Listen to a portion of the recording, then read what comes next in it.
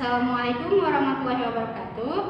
Hello everybody, welcome back to our Prakarya class. With me, Mem Yani, to continue our lesson. Let's check this out. Baik anak-anak, kita masuk ke dalam bab terbaru di semester 2 ini, yaitu kerajinan berbasis media campuran.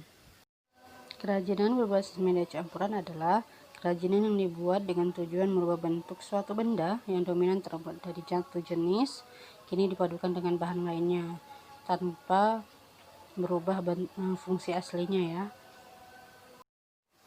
Tujuan dari kerajinan berbasis media campuran adalah: 1. Adanya kekurangan bahan baku atau memanfaatkan bahan baku yang tidak banyak jumlahnya.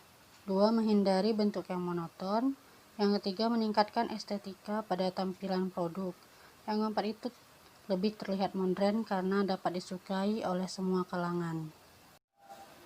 Bagian A. Prinsip kerajinan berbasis media campuran. Berikut beberapa prinsip kerajinan berbasis media campuran, yaitu: 1. Merupakan penggabungan dari berbagai bahan yang tidak memiliki reaksi kimia tertentu.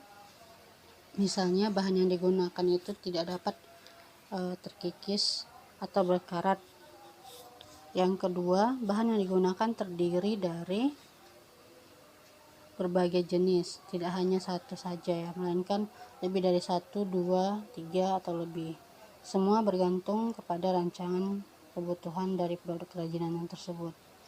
Yang ketiga, bahan dapat terdiri dari bahan homogen atau heterogen, misalnya bahan alam dengan bahan alam, bahan buatan dengan bahan buatan.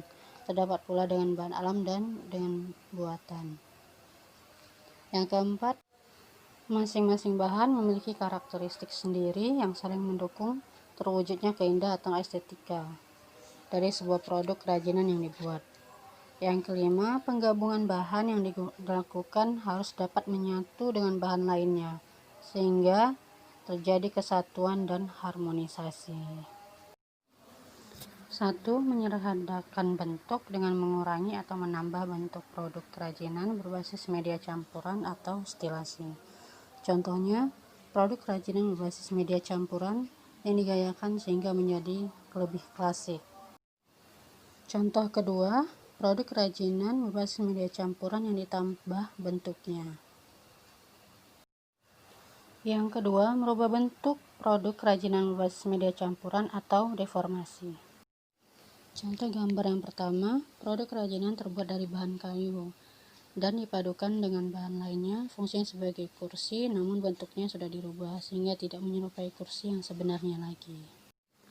Contoh gambar kedua, produk kerajinan terbuat dari keramik, fungsinya sebagai mangkuk, namun bentuknya sudah dirubah, terutama pada bagian dekorasi bagian dalam, sehingga tidak maksimal fungsinya sebagai mangkuk.